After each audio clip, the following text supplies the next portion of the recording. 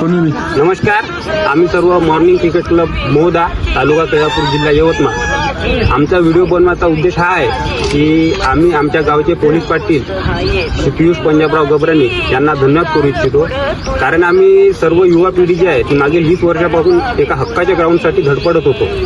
बऱ्याच जागा आम्ही निवेदन दिले, सर्व गोष्टी केल्या, पण आम्हाला हक्काचं ग्राउंड काही मिळालं नाही. पण आमचे पोलीस पाटील यांनी आम्हाला शब्द दिला होता की मी कोणत्याही हालतीत तुम्हाला एक हक्काचं ग्राउंड अवेलेबल करून देईल. तर त्यांनी त्या अनुषंगाने स्वतः स्वखर्चातून 70,000 रुपये प्रतिवर्ष या दराने 5 एकर वावर मक्त्याने घेऊन ते आम्हाला 5 वर्षासाठी खेळायला दिले.